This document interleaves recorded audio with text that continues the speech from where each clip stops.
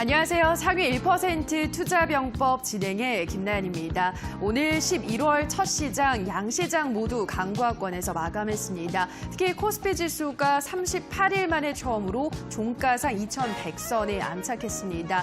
장 초반 미중 무역 협상 불안감이 확대되면서 보합세로 출발을 했었는데요. 장중 중국 차이신 제조업 PMI가 양호하게 나오면서 지수는 다시 오름세로 방향을 잡았습니다. 이렇게 기분 좋게 11월의 첫 시작을 알렸는데요. 본격적으로 11월에는 우리 시청자분들이 어떠한 방향키를 가지고 대응을 해야 할지 오늘도 투자 병법을 통해서 확인해 보시기 바랍니다. 그 누구도 알려주지 않는 상위 1%만의 투자 비법으로 시청자 여러분들의 주식 실력도 한 단계 더 업그레이드 시켜보시기 바랍니다. 자, 오늘 이 시간 함께해 줄 전문가 소개하겠습니다. 상한 김용덕 전문가 나오셨습니다. 안녕하세요. 네, 반갑습니다. 네, 정말 두 달간 투자 병법을 정말 열심히 해주셨는데 오늘이 네. 마지막 방송이라고 들었습니다. 그렇습니다. 많이 아쉬울 것 같은데 어떠신가요? 네, 상당히 좀 아쉽고요. 우리 이데일리 TV 또 시청자 여러분께 좀 더 많은 이슈라든지 또 추천주 제공해 드리면서 상위 1% 투자 병법에 맞는 그런 정보를 또 제공해 드리고 싶었는데 아쉽게도 오늘이 이제 마지막 방송입니다. 두 달 동안의 다양한 이슈를 여러분들한테 좀 소개해드렸던 것 같고, 또 나름대로 뭐 제일바이오라든지 아니면 뭐 대성일텍, 뭐 비덴트 등등 40% 넘는 또 수익 부분들을 즐길 수 있게 해드린 분야들도 있었던 것 같고요. 뭐 또 전반적으로는 뭐 최소 뭐 10몇 %에서 20% 정도씩 수익을 즐길 수 있게 해드린 또 이슈를 선점하면은 수익이 따라온다라는 걸 여러분들한테 강하게 좀 보여드렸지 않았나 생각을 합니다. 그 중에 몇 개 트렌드는 뭐 추세가 아직 뭐 크게 가지 않은 트렌드들도 있는데요. 안정적으로 유지하고 있는 걸 기본으로 하는 것처럼 역시나 이슈를 알고 있다면 손실에 대한 걱정 크게 없이 수익을 낼 수 있다는 걸 여러분들이 두 달 동안 좀 체험하지 않으셨을까 생각합니다. 뭐 오늘이 끝은 아니에요. 여러분들 오늘 또 좋은 강의 해드릴 거고 언제든지 여러분들이 아시는 온라인 무료 방송 주기적으로 잘 참여하신다면 또 제가 여러분들한테 앞으로도 추가 정보 열심히 제공해 드릴 수 있으니까요. 두 달 동안 여러분들도 많이 수고하셨다라는 말씀 드리면서 오늘 그만큼 또 따끈따끈한 강의와 추천주 준비하고 있으니까요. 고정 시청하시는 거 잊지 마시기 바랍니다. 네, 두 달 동안 뭐 좋은 강의도 많이 들려주셨고 또 좋은 수익도 챙겨주셨기 때문에 그만큼 더 아쉬운 것 같은데요. 아쉬움을 살짝만 뒤로 하고 마지막까지 오늘도 좋은 정보들 우리 시청자분들 기대해 주시기 바라고요. 자, 정관님 그러면 오늘 11월 첫 시작이었습니다. 오늘 시장 일단 어떻게 보셨을까요? 네, 뭐 일단 분위기 좋게 좀 출발을 한 것 같습니다. 음봉이 하도 많이 나오는 장세가 최근 일주일 이상 펼쳐지다 보니까 11월 달에 시작하는 장부터 혹시 음봉 장세가 되지 않겠느냐라는 이제 부담감이 좀 컸던 장이 아닌가 생각을 합니다. 미중 무역 협상 부분들이 뭐 좋은 쪽으로 풀어질 수 있다라는 기대 심리는 있었지만 여전히 이 어떤 아시아 경제연합 정상회의에 대한 부담감이죠. 이렇게 취소되는 부담감으로 혹시라도 이제 문제가 발생하는 거 아니냐는 그런 심리에 이제 악재도 좀 있었던 것 같아요. 하지만 중국하고 미국이 다 의지를 갖고 전화 통화를 통해서 또 회담에 대해서 계속적으로 추진을 하는 그런 이제 이야기가 나오고 있기 때문에 오늘 시장도 나쁘지 않게 마무리되고 있었던 것 같습니다. 또 지금 실시간으로 뭐 해외 증시 같은 경우에도 고용 지표에 대한 기대 심리를 가지고 유럽 증시가 이제 상승 추세를 주고 있고 미증시 선물도 분위기가 이제 좋은 상태거든요. 전체적으로 놓고 본다면은 뭐 오늘 시장 자체는 11월 첫 장에 우리가 기분 좋게 출발할 수 있는 모습을 보여준 거고 또 11월 초의 움직임이 그래도 바로 조정으로 가지는 않을 수 있지 않을까에 대한 고점 지지를 계속 시도하는 그런 시장이 아니었나 생각을 해봅니다. 거래소 지수를 보시면은 깔끔하게 양봉이거든요. 0.8% 상승을 했는데 종가 지수 때가 고가가 되는 지수로 마감이 됐어요. 그러니까 이런 움직임이 나왔던 게 9월달 그 반등 나오고 저점으로 밀려서 다시 상승을 좀 시도해 주려고 하는 시점 정도. 또 그리고 9월 이제 초 움직임에서 좀 연속적으로 2주 이상 달리기 전에 한번 만들어졌었던 양봉 부분에서 좀 형성이 됐거든요. 물론 이제 고점에서도 형성된 적은 있기 때문에 너무 긍정적으로 보면 안 되겠습니다만 고점을 종가로 만드는 양봉이 나왔다는 얘기는 추가 반등 확률이 그만큼 월등히 높다라는 거기 때문에 잘하면 한번 직전 고점 도전을 다음 거래일에 해줄 가능성도 조심스럽게 열어볼 수 있는 장이 아니었나 생각해 봅니다. 또 좀 뜸했었던 외국인 투자자의 매수세도 5거래일 만에 1천억이 넘는 수준의 매수가 다시 개입이 돼주면서 외국인이 고점에서도 매수세 관심을 다시 한번 갖는다라는 의지를 좀 보여줬던 게 거래소의 어떤 분위기가 아니었나 생각을 해보고요. 코스닥 같은 경우에도 종가 지수대를 고가로 하는 깔끔한 양봉이 나왔습니다. 상승률은 거래소에 비해서는 좀 미치지 못했어요. 0.58% 상승 마감이기 때문에 약간의 상승 추세를 좀 주는 정도 수준이었지만 종가 지수대를 고가로 마감했다는 얘기는 650포인트 위에서 그동안 고점 돌파를 하지 못하는 지수대에서 만들어진 것만큼 의미는 있다고 볼 수 있겠습니다. 다만 이제 개인 투자자의 홀로 매수세에 의한 상승장이기 때문에 외국인이나 기관은 크지 않지만 한 100억 정도씩 팔아줬거든요. 그러니까 외국인이나 기관의 힘이 없이 올라온 양봉이기 때문에 조금 힘은 약하다고 볼 수 있겠습니다만 거래소와 마찬가지로 고점 돌파에 대한 어떤 기대 심리를 좀 가져볼 수는 있을 걸로 보입니다. 결국 이제 글로벌 증시가 오늘 야간 새벽 기조까지 나쁘지 않다면 우선적으로 다음 거래일 우리 지수대에 대한 추가 고점 돌파는 가능할 거로 보이거든요. 일단 한번 뚫어내는 게 어렵지 뚫어내고 나면은 주가가 연속적으로 올라갈 확률은 더 높아지는 거기 때문에 11월 초로 들어온 시장 너무 뭐 긍정적으로 봤어도 안 되겠습니다만 하방에 대해서 너무 부정적인 전략만을 갖고 가지는 않아도 되지 않을까 좀 다시 한번 생각을 해볼 수 있는 장세가 아니었나 판단해 봅니다. 네, 11월 시장 크게 떨어질 염려는 하지 않으셔도 된다라고 한마디로 정리해 주셨습니다. 전문가님, 그러면 오늘은 또 마지막 주식 명언인데 어떤 명언 가지고 오셨을까요? 네, 상당히 좀 생각을 하면서 골랐어요. 네. 이제 개인 투자자분들이 이제 제 강의를 차후에 또 기회가 있을 수는 있겠지만 당분간은 또 듣지 못하실 거기 때문에 의미 있는 명언이 필요했을 상태였거든요. 한 방에 원금 회복을 노리지 말라라는 명언을 준비해봤습니다. 딱 좋은 명언인 것 같아요. 왜 그러냐면은 개인 투자자분들이 솔직히 얘기하면 지금 2019년도 거의 하반기 후반으로 가고 있고요. 그 다음에 2018년, 19년을 따져보면 우리나라 같은 경우에는 2년 연속 조정장이었단 말이죠. 뭐 미증시라든지 아니면은 또 유럽 증시는 지금 신고가 영역이 있단 말이죠. 역대 몇 년의 그래프를 봐도 최고점에 거의 선진 증시들이 가 있는데 우리 증시 자체가 선진 증시까지는 아니라고 하더라도 뭐 개발도상국 증시나 이런 거는 이제 아니거든요. 그렇기 때문에 나름대로 경제대국 10위 안에 들어있는 상태 기조에서의 지수라고 본다면 너무 소외되고 있지 않나라는 생각이 듭니다. 그러다 보니까 여러분들의 2년간의 투자에서 좋은 결과가 나오진 않았을 것 같아요. 아마 뭐 2년 전에 비해서 내 계좌가 반토막이 되어 있는 분, 그거보다 더 심각해져 있는 분, 대부분 이제 수익을 내고 계신 분들은 없을 거라고 봅니다. 그럼 사람이 이제 급해지죠. 이거 나 지금 주식 투자 내가 왜 시작했나? 지금 난 뭐 하고 있는 건가? 매일매일 오르는 종목은 많이 보이는 것 같은데 내 계좌는 시퍼렇고 멍들어 있고 그렇다 보면은 한 방에 내가 이걸 좀 복구할 수 있는 종목이 없을까를 찾게 되죠. 그러니까 조급함이 생긴다는 얘기가 되는 거예요. 그러다 보면 급등주 추격하는 매매가 위주로 가고 윗꼬리에 물린다라거나 아니면은 전체적으로 시장 움직임에서 정상 종목보다는 뭐 투자 경고 종목이나 이런 종목 쪽으로 자꾸 집중을 해버리기 때문에 그렇다라고 한다면은 그 종목들은 여러분들한테 수익을 줄 확률보다 손실을 줄 확률이 더 커져 있는 종목들이라는 얘기죠.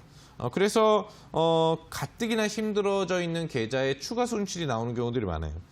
그렇기 때문에 여러분들이 어떤 이런 조급한 투자보다는 이런 시점에 좀 더 안정적인 투자를 할 수 있는 포지션을 잡아가야 되거든요.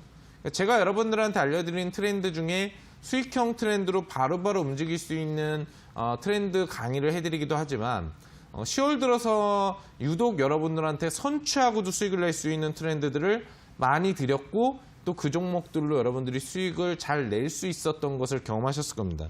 그렇기 때문에 어떤 한 방을 노리는 그런 투자보다는 적절한 트렌드들, 선취할 수 있는 몇몇 트렌드들로 여러분들이 분산 투자를 해놓으시고 또 매수를 할 때도 한 방에 들어가기보다는 분할적으로 들어가면서 선취 트렌드는 이제 평단을 조절해주는 그런 매매를 해주신다면 하방 리스크도 관리가 될 거고 또 주가가 변동성이 나올 수 있는 재료가 그 트렌드에 머금어서 매수세를 받았을 때 충분히 안정적인 수익을 낼 수 있지 않을까 생각을 합니다.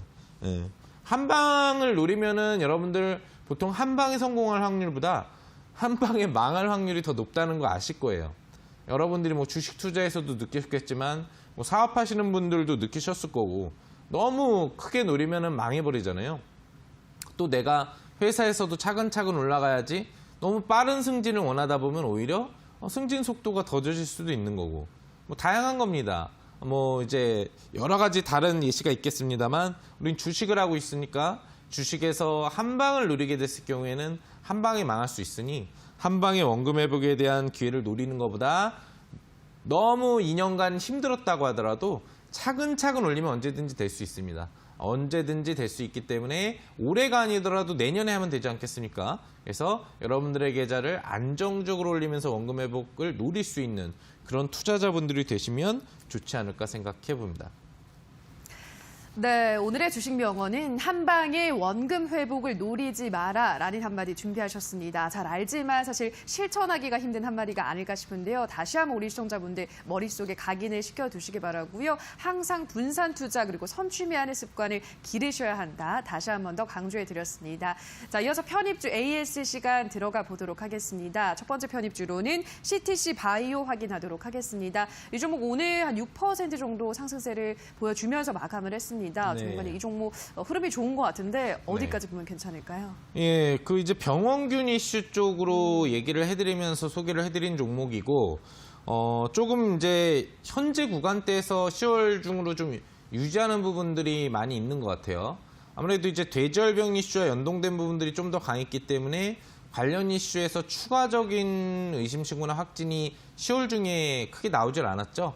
그러다 보니까 많은 종목들이 좀 누르고 있는 시점인데, 이 종목 같은 경우에는 이제 다양한 종합 백신 관련 이제 회사기 때문에 또 이제 아프리카 돼지열병 외에도 지금 많이 좀 관심을 갖고 있는 또 조류 독감이라든지 다른 병원균 이슈에도 같이 속해 있는 종목입니다. 그래서 차트를 보시면은 뭐 특별히 크게 10월 달에 떨어진 게 없어요. 제가 제시를 해드리고 약간 내려갔다 올랐다를 반복하다가 지금은 아마 제가 제시한 구간대 이후에 전체 투자자분들이 수익 중인, 소폭 수익 중인 상태일 걸로 보이는데 양음 캔들이 계속 나오면서 전반적으로 거래가 증가하고 있는 부분들이 확인되실 거예요. 그렇다고 한다면 한 번 정도 좀 뻥 뚫어주는 그런 고점 돌파 상승력이 나올 타이밍이 지금 도래하고 있지 않나 생각을 해보거든요. 보유하고 계신 분들 안정적 선정 관점으로 들어간 부분이니까요. 조금 더 홀딩을 유지하신다면 충분히 장대 양봉이라든지 또는 강한 양봉과 함께 수익 실현할 기회가 근접 기간에 다가올 거라고 생각을 해봅니다.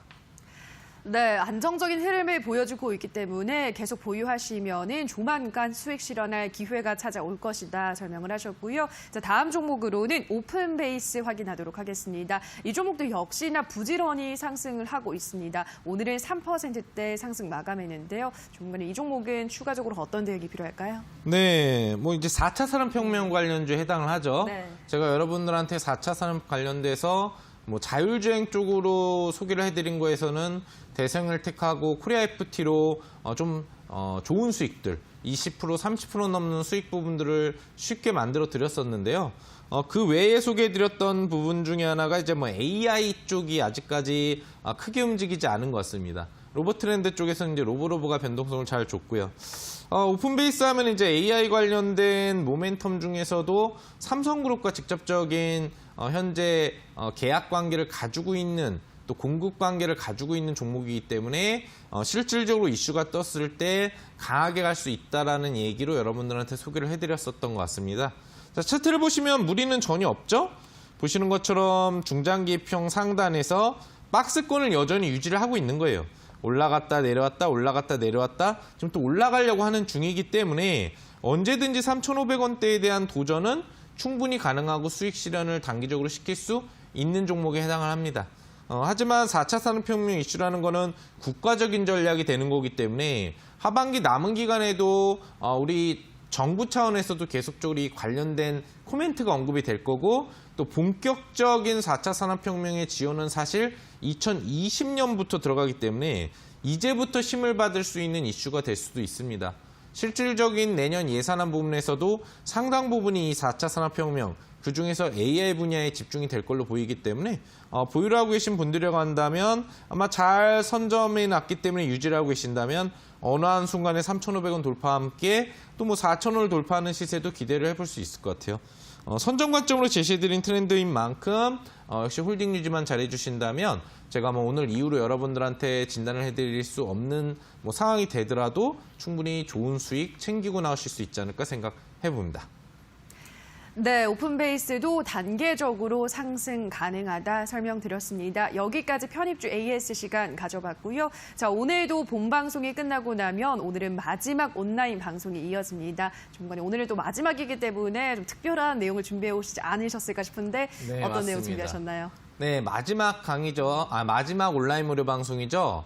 여러분들 마지막 온라인 무료 방송인 만큼 정말 따끈따끈한 수익이 기대될 수 있는 종목을 준비했거든요. 지금 병원균 이슈가 다시 좀 붐이 일려고 하고 있습니다.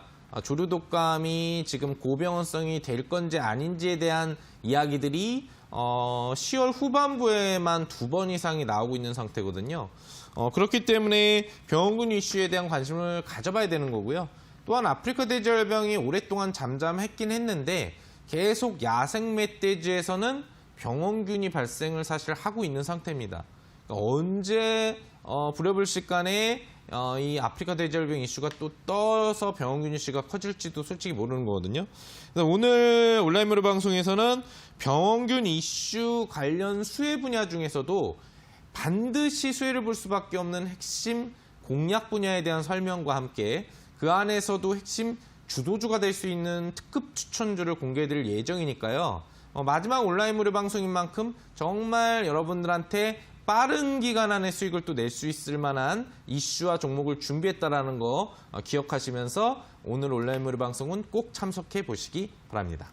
네, 참여 방법 안내해 드리겠습니다. 포털 검색창에 투자 병법 검색하시면 화면 상단 부분에 사이트가 뜰 겁니다. 그 사이트 클릭하고 들어가셔서 전문가 얼굴 확인하시고요. 오른쪽 하단에 방송 보기 버튼 있습니다. 버튼 누르시면 입장 가능합니다. 네, 다만 저희가 방송에서 전해드리는 내용은 투자 판단에 대한 조언일 뿐이라는 점 유의해 주시고요. 자, 그러면 본격적으로 상한 전문가의 마지막 강의 한번 들어보도록 할 텐데요. 전문가님, 오늘은 병원균 이슈에 대한 강의 준비하셨을까요? 네, 네. 그중에서도 이제 조류 독감 이슈를 좀 준비해봤습니다. 가장 핫하게 지금 떠오르고 있는 이슈겠죠?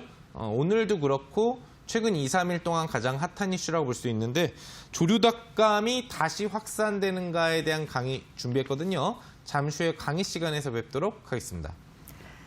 네, 오늘은 조류 독감에 대한 강의 들어보도록 하겠습니다. 지금 바로 상한 김용덕 전문가의 강의로 만나보시죠.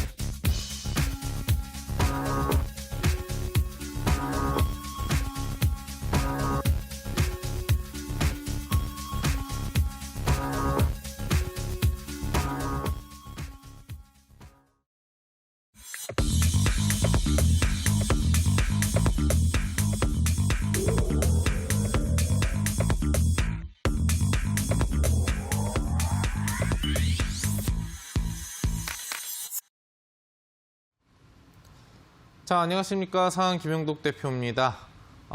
오늘 마지막 강의가 될 것 같은데요. 여러분들 지금 가장 핫한 이슈인 조류 독감에 대해서 한번 알아보고자 합니다. 조류 독감이 사실 확산되면은 문제가 많아요. 지금 아프리카 돼지열병 때문에도 우리나라에 상당히 많은 돼지들이 살처분을 당했지만 전 세계적으로는 더 심각한 상태죠. 우리나라는 좀 주춤하고 있는 상태지만 지금 중국이라든지 많은 나라들에서 아프리카 돼지열병은 여전히 확산되고 있는 추세입니다. 그래서 지금 나오는 어떤 관련 경제 분석 의견으로는 올해 안에 또는 내년도까지 해서 전 세계 돼지의 25% 이상이 죽을 수 있다라는 이제 얘기가 나오고 있을 정도죠. 근데 사실 이제 따져본다면은 우리나라에서 발생되는 이 병원균 이슈는 아프리카 돼지열병보다는 매년 조류 독감이나 구제역 이슈가 가을철에 나타났었습니다. 사실 닭 같은 경우에도 한번 이런 조류 독감이 퍼지기 시작해서 폐사가 되고 또 살처분을 하기 시작하면 상당히 많은 숫자의 어떤 이 닭들이 죽을 수가 있다는 얘기가 되는 거죠. 그렇기 때문에 이 부분도 분명히 큰 문제라고 볼 수 있을 것 같습니다. 가을철마다 발생하는 조류 독감 과연 확산이 될까? 우선 우리가 생각을 해봐야 되는 것은 이 조류 독감이란 무엇인가? 그리고 발생 원인과 특징, 그리고 어떤 위험성을 가지고 있을까를 좀 생각을 해볼 수 있거든요. 하나씩 화면을 보도록 할게요. 우선 조류 인플루엔자가 왜 위험한지를 우리가 생각을 해봐야 됩니다. 조류 인플루엔자가 위험한 이유, 그리고 조류 인플루엔자는 어떤 것인가를 좀 알아본다면 바이러스긴 바이러스인데 인수공통 바이러스다라고 보시면 될 것 같습니다. 인투공통 감염병이라는 건 뭐냐면은 계속적으로 이제 바뀔 수 있다는 얘기가 되는 거고 또 이 바이러스 자체가 변형을 일으키면서 닭뿐만 아니라 다양한 어떤 동물들한테 병원균이 전이될 수 있다는 얘기가 되는 거예요. 그렇기 때문에 상당히 조류 인플루엔자라고 하는 부분들은 위험한 이제 병원균이라고 보실 수 있겠죠. 우리나라 같은 경우에 왜 지금 조류 독감이 발생을 하고 가을철마다 조류 독감이 발생하느냐라는 것을 생각을 해본다면은 보시는 게 이제 철새입니다. 철새. 여러분들 아시죠? 철새가 언제 왔다 갔다 거리는지. 네. 가을철에 시작을 해서 겨울철 사이에 이동을 했다가 이동을 하고를 반복하죠. 그래서 현재 철새 지역 부분들에 상당히 많은 철새들이 와 있고 움직이고 있는 상태라는 거죠. 그러면은 철새는 우리나라에 있는 게 아닙니다. 다른 나라에 있다가 우리나라로 오는 거죠. 그렇기 때문에 이 철새가 가져오는 조류 독감 바이러스 같은 경우에는 우리가 따로 막을 수 있는 방법이 없어요. 우리나라의 철새를 못 오게 할 수가 없는 거기 때문에. 그래서 철새가 어떤 보균인자를 가지고 와서 어떤 똥이라든지 이런 부분들을 쌌을 경우에 거기 감염인자가 있으면 이거 자체가 물을 타고 흐른다는 등 아니면 이 철새가 또 다른 조류 부분 있는 쪽으로 가서 먹이를 같이 먹다가 옮긴다는 등 다양한 방법을 통해서 국내 닭들한테 또 위험을 가져올 수 있는 내용이 되는 거죠. 실질적으로 지금 바로 뭐 이제 오늘 뉴스화된 내용인데 강원도 춘천에서 야생조류 독감 바이러스가 검출됐다. 그래서 고병원성인지를 지금 확인하는 중이다라고 나옵니다. 아프리카 돼지열병에 비해서도 실질적으로 이 조류 독감 같은 경우에는 저병원성인지 고병원성인지를 파악하는 데 시간이 더 걸리는 것 같아요. 28일 날짜 기조로 우도동 우도 온수지 일대에서 채취한 야생조류 분변에서 H5N3형 AI 항원이 검출됐다고 발표를 했는데 28일이기 때문에 솔직히 며칠이 지났습니다. 요거를 갖다가 오늘 이제 발표를 해준 건데 결과 자체는 2일 날 나오게 된다는 얘기죠. 그러니까 내일 정도면 나올 거예요. 이게 고병원균인지 아닌지에 대한 부분들이 뭐 분명히 나오게 될 텐데 뭐 기본적으로 놓고 본다면은 며칠이 걸린다는 얘기가 되는 거죠. 뭐 이것만 발생을 한 게 아니에요. 10월 25일 날짜 기조에도 타 지역 부분 철새 두레지에서 또 조류 독감의 유전자가 발견이 됐는데 다행히 이거는 저병원성으로 알려지면서 조류 독감이 크게 번질 수 있는 부분에 대해서는 부담감을 좀 덜어낸 상태였고요.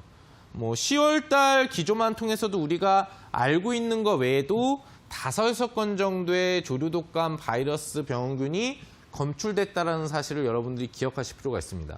앞으로도 지속적으로 조류 독감 바이러스의 위험 요소들이 만들어질 수 있다는 얘기가 되는 거고 또한 이번 이 조류 독감 바이러스가 고병원성으로 만약에 확진이 될 경우에는 상당 부분의 어떤 조류 독감이 퍼져나갈 확률이 높은 거예요. 저병원성과 고병원성을 나누는 부분들은 기본적으로 그 감염에 대한 치사율 부분이라든지 이런 부분들이 얼마나 높은지 부분에 대한 요소가 되거든요. 또 이 부분들이 인체 감염 가능성이 있는지 없는지에 대한 부분들이 중요 부분들이 되는데 이 부분에 대해서는 추가적인 내용에서 살펴보도록 하겠습니다.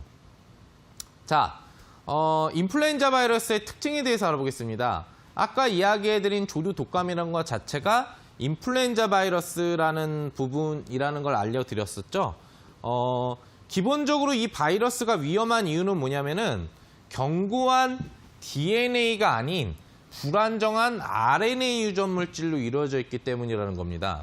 그렇기 때문에 변이가 잘 일어나요. 변이가 잘 일어난다는 거는 뭐냐면은 계속적으로 바이러스가 바뀔 수 있다는 얘기예요. 바뀔 수 있다는 얘기는 뭐냐면은 전체적으로 치료제를 어떤 항원을 가지고 있는 치료제를 만들어도 변이된 바이러스에는 먹히지 않는다는 얘기가 되는 거죠. 그렇기 때문에 어떤 유전자를 가지고 있는 바이러스 치료제를 만들어내도 또 새로운 바이러스가 변형이 나오면 새로운 치료제를 계속 만들어내야 되는 문제점이 발생을 하게 됩니다. 기본적으로 나타나는 유전자형은 H항원과 N항원을 기본으로 가져가게 되는데 여기에서 그 종류가 어떤 것인지에 따라서 숫자를 다르게 붙이게 되거든요. 좀 어려운 내용이 될 수 있는데 여태까지 발견된 H항원이 18개 이상 그리고 11개 이상의 N항원을 가질 수 있는 것으로 밝혀져 있고 이것은 더 늘어날 수가 있는데 총 200개에 가까운 변이가 나올 수 있다는 얘기예요. 그러니까 실질적인 맞는 치료제 부분들을 개발해낼 확률도 점점 변이 바이러스가 나올수록 떨어지지만 앞으로도 계속된 변이가 나올 확률이 상당히 높다는 거죠. 그렇기 때문에 전체적으로는 이제 감염될 수 있는 숙주가 바뀔 수 있다는 얘기입니다.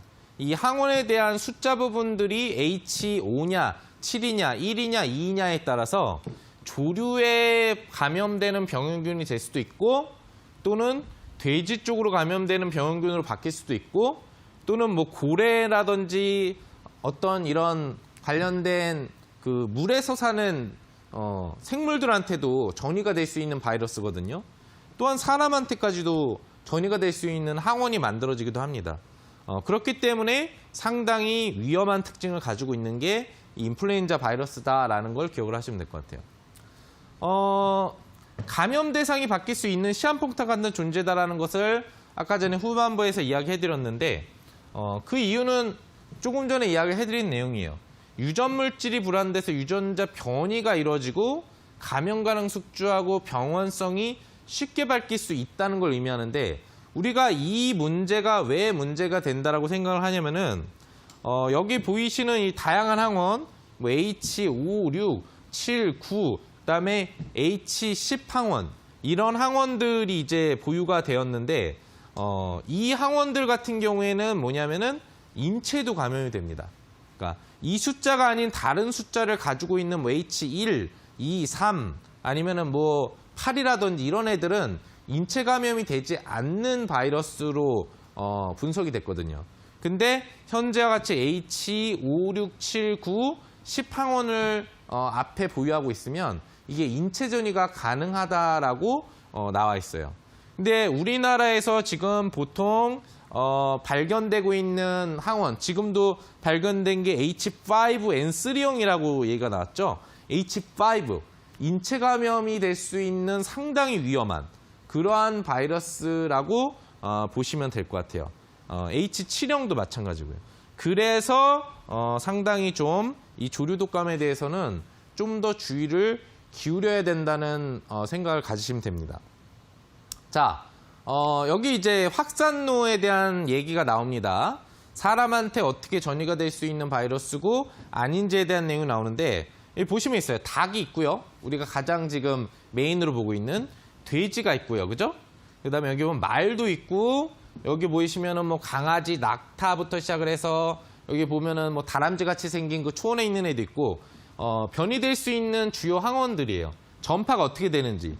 H3를 가지고 있는 말 항원은 돼지한테 전염이 될 수 있는 거고, 그죠? 돼지는 돼지끼리 전염 부분들이 되는 부분이기 때문에 뭐 상당히 좀 다행이라고 볼 수 있는데 여기에서 또 이제 보시면은 바뀔 수 있는 또 팬더도 있고요. 그 다음에 닭에서 추가적으로 전임될 수 있는 게 보통 철새에서 닭으로 전이가 많이 됩니다.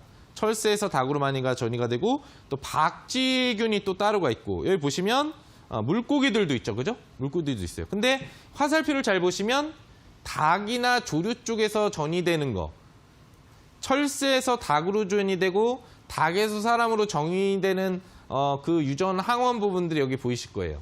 그러니까 조류 독감으로 이게 철새에서 완벽하게 닭 쪽으로 퍼져서 고병원성이 확대가 되면은 인체 감염 확률이 높아진다는 게 문제가 되는 거예요. 그리고 사람은 사람끼리 전염을 시켜버리죠.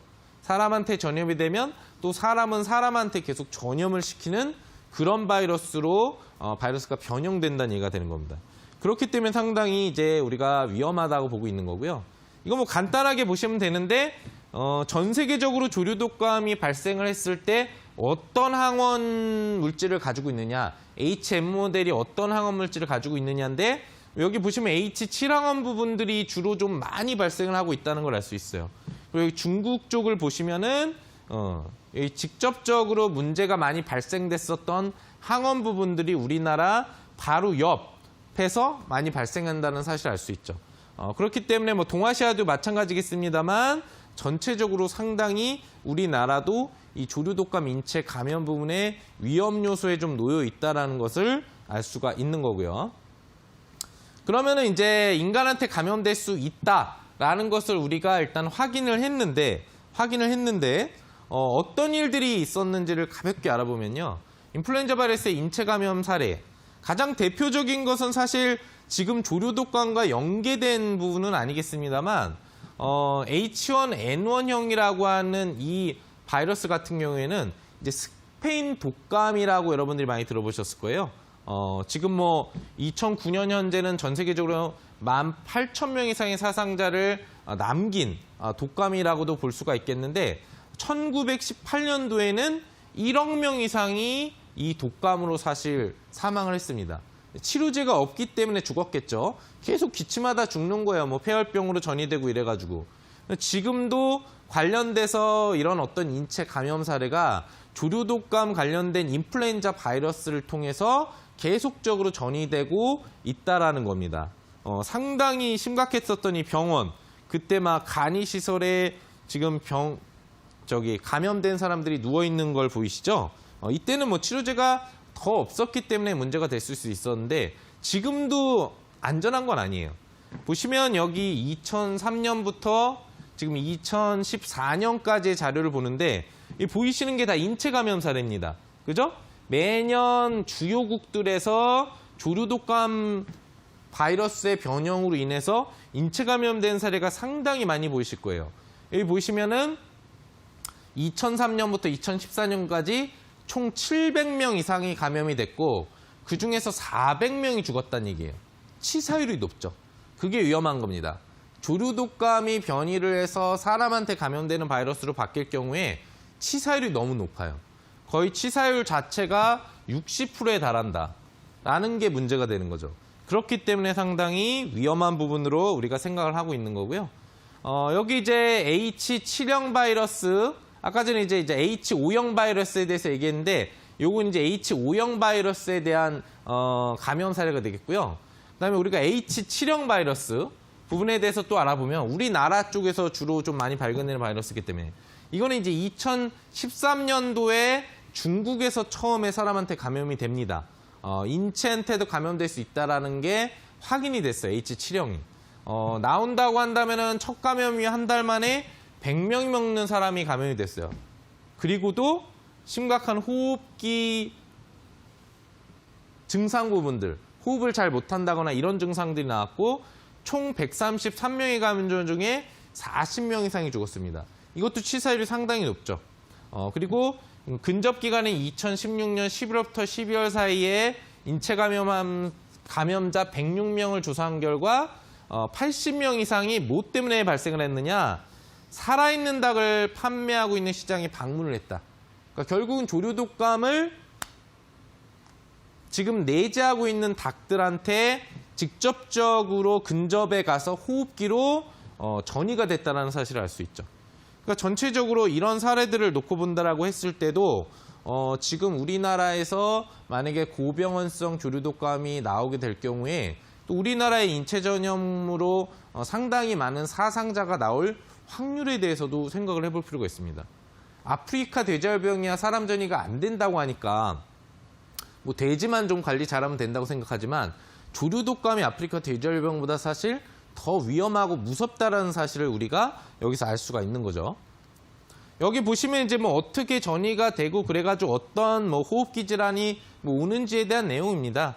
사실상 기본적으로 이제 폐의 문제가 다 발생을 하는 거예요. 폐가 문제가 돼서 폐혈증이라든지 뭐 폐가 이제 경색된다거나 이래가지고 이제 죽는 구조로 다 가는 거고요.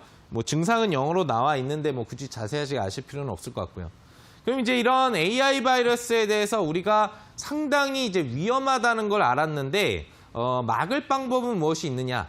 뭐 백신을 맞아야 되느냐? 뭐 이런 부분들을 생각해 볼 수 있는데 의외로 간단합니다. 접촉을 통해서 감염이 되거든요. 실제 살아있는 매개체에 대한 가능성이 가장 높고 그다음에 뭐 분뇨라든지 이런 쪽으로도 거기에서 이제 퍼져나오는 그 냄새라든지 이런 이제 화학 성분을 위해서 뭐 되기도 하는데 우선 가금 농가나 철새 도래지의 방문은 지금 같은 조류독감 시점에 가면 안 되겠죠. 지금 사람들이 와 철새 이쁘다 가서 사진 작가들이 사진 찍자 감염될 수 있는 거예요. 그런 부분들이고 또 닭농가 굳이 갈 일은 없겠습니다만 무슨 닭 알 낳는 거 체험한다고 애들 데리고 만약에 가게 될 경우에 지금 같은 시기는 위험할 수 있다는 걸 기억하시면 되겠고요. 뭐 당연한 거지만 이제 사람이 많이 모이는 행사에는 감염자가 있을 수 있으니 참여를 안 하는 게 좋다는 얘기고. 그래서 아프리카 돼지열병이 유행했을 때도 전국적으로 행사가 다 취소가 되잖아요. 그죠? 그런 부분들이 있는 거고 그다음에 이런 의심 증상이 있는 환축이 발견될 시에는 즉시 신고하는 거. 뭐 당연한 거고요. 그다음에 이런 축산시설을 방문할 때에 어떤 증상이 있을 경우에는 즉시 병원이나 보건소를 가자라는 거. 가장 중요한 거는 뭐 일단 더러워서 걸리는 겁니다. 어떻게 보면은 면역력이 우리가 세고 강하면은 이런 이제 유전자가 있어서 들어와도 면역 체계에서 막을 수가 있어요. 원래는. 근데 손을 잘 안 씻고 뭐 막 이렇게 뭐 있는다라든지 어디 밖에 나가가지고 이런 데도 가도 손을 안 씻고 뭐 집에서 그냥 잔다라든지 뭐 먹는다라든지 하면 감염 확률이 더 높겠죠.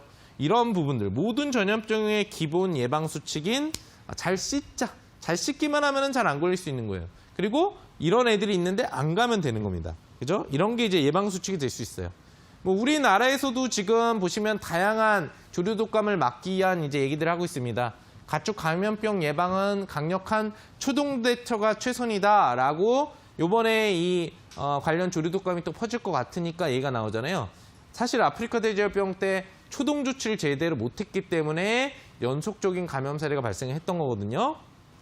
그리고 AI 위험 지역을 지금 어떻게 하느냐? 3단계로 분류해 소독을 좀 강화를 하고 있습니다.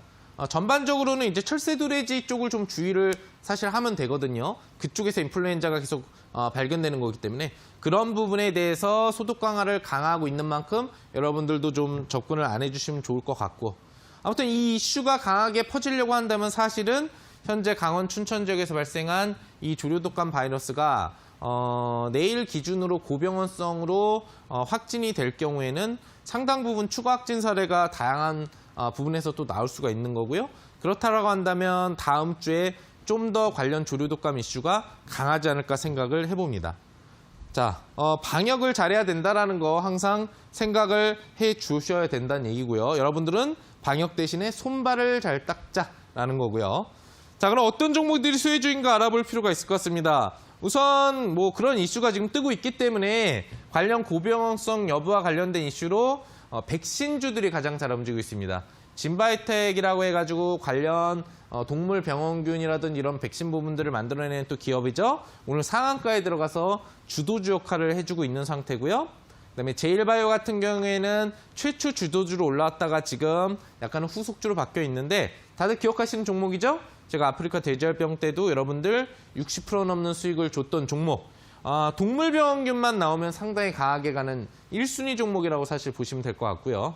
그다음에 알리코잭이라는 종목은 사실은 직접적으로 조류 독감과 연계되어 있다라고 평소에는 알려지지 않아 있었는데 요번에 그 관련 제약 사업 부분들을 영위하고 있는 것이 부각이 됐는지 파동을 같이 따라가고 있는 모습을 확인할 수 있습니다.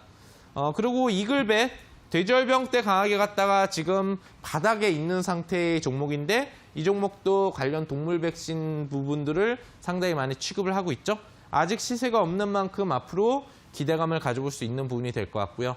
근데 방역을 해야 된다면은 역시 가장 좋은 게 석회질입니다. 석회를 뿌려가지고 그런 병원균을 다 바닥으로 쓸어내리는 역할, 석회 관련을 취급하는 백강 소재, 역시 바닥권 차트에서 다음 주에 변동성 나올 수도 있을 것 같고요. 파루, 직접적인 방역기, 그 다음에 손 소독제를 판매하고 있는 기업인데 움직임이 아직 안 나왔어요. 좀 시한합니다. 원래 제일바이오하고 같이 움직이는 등급인데 나오지 않았다는 거 생각을 해보시면 될 것 같고요. 그 다음에 우진비엔지 최초 관련 병원군 백신 때 제일바이오나 진바이오텍과 같이 점상한가를 갔던 종목인데 이상한이 많지 이번에 진바이오텍이나 제일바이오 움직임하고 동참을 하지 않는 것 같습니다. 이런 부분도 여러분들이 잘 생각을 해보신다면 선점하면서도 수익을 낼 수 있는 종목을 찾아볼 수 있지 않을까 생각해 봅니다.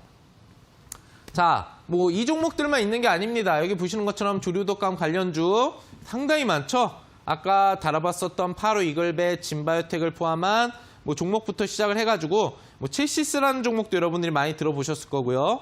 팜셀바이오, 그다음에 뭐 백강산업이라든지 아까 다뤄본 우진비엔지 등 다양한 종목들이 있습니다. 이거 말고도 많아요. 대부분이 이제 동물. 자, 동물 관련된 백신을 좀 담당하고 있는 또 그다음에 어떤 이 관련된 인플루엔자 치료제를 생산 판매하고 있는 기업들이 됩니다. 이거 외에도 많은 종목들이 있지만 이게 대표적인 종목으로 구분이 되는 건데 이 중에서 보면 여러분들이 차트를 보시면은 차트가 좋은 종목도 있고 전혀 움직이지 않는 종목도 있습니다. 움직이지 않는 종목은 관심을 가지실 필요가 없고 움직임이 조금 나오려고 하는 종목 중에 관심을 좀 가져보시면 되지 않을까 생각합니다. 여러분들이 또 궁금하실 거예요. 몇 종목을 보여줬고 다양한 조류독감 관련주를 보여줬는데 그럼 뭐를 공략해야 되느냐? 왜 안 알려주느냐? 알려드리죠 항상. 현 시점 공략 가능한 핵심 승부주는 무엇이냐? 이 강의가 끝나고 진행되는 여러분들 공개 추천주 시간과 또 이 방송이 다 끝나고 진행하는 온라인 무료 방송 시간에서 특급 추천주를 제시해드릴 예정이니까요. 강의 이렇게 마무리하고 다음 코너에서 뵙도록 하겠습니다.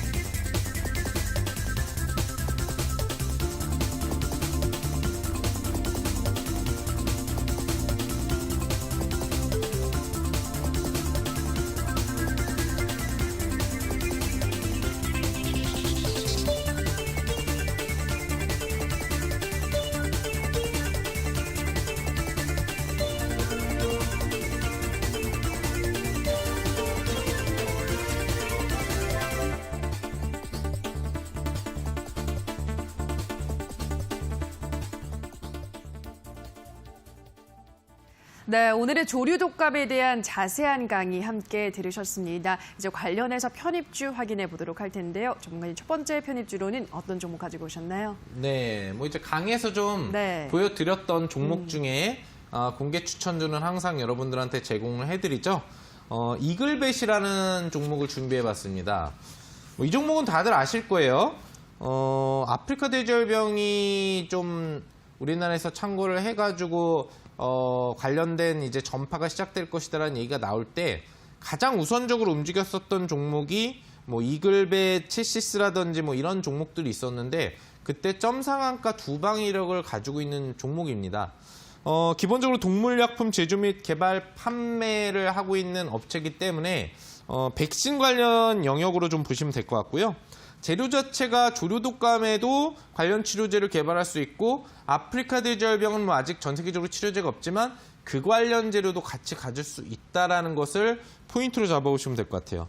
차트를 보시면은 차트 자체가 아프리카 돼지열병 시 초반 변동성이 좀 나오고 추가 변동성이 나오는 애들도 많이 좀 있었는데 요 9월 후반 10월에도 초반 변동성 이후로 바닥으로 내려온 뒤에 잠잠히 있는 상태예요.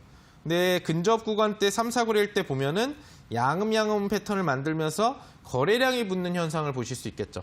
한 번 정도 움직이려는 준비가 차트상으로 나오고 있기 때문에 강한 상승 추세가 다음 주에 나올 확률이 높다고 보시면 될 것 같습니다.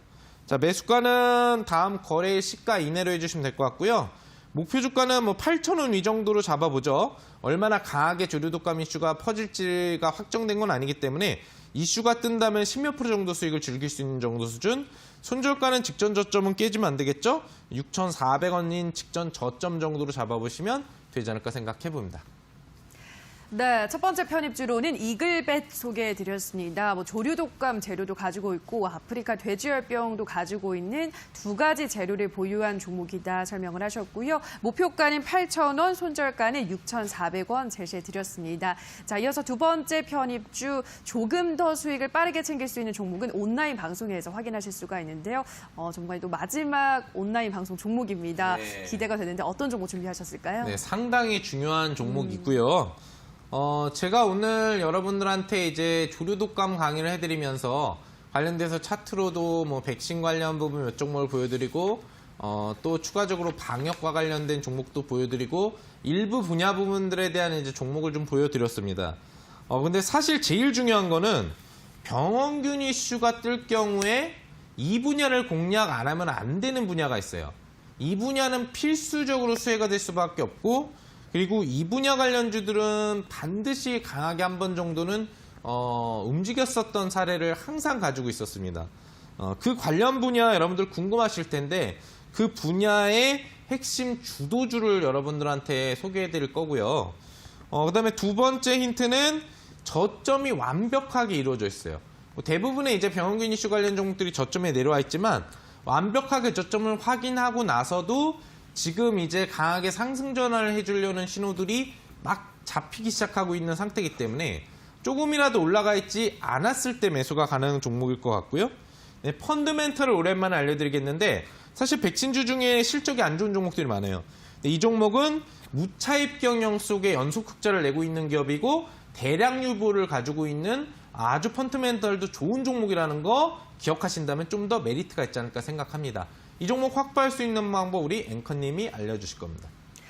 네, 참여 방법 안내해드리겠습니다. 포털 검색창에 투자병법 검색하시고요. 화면 상단 부분에 사이트가 뜹니다. 사이트 클릭하고 들어가셔서 전문가 얼굴 확인하시고요. 지금 반짝이고 있는 방송 보기 버튼만 누르시면 입장하실 수 있습니다.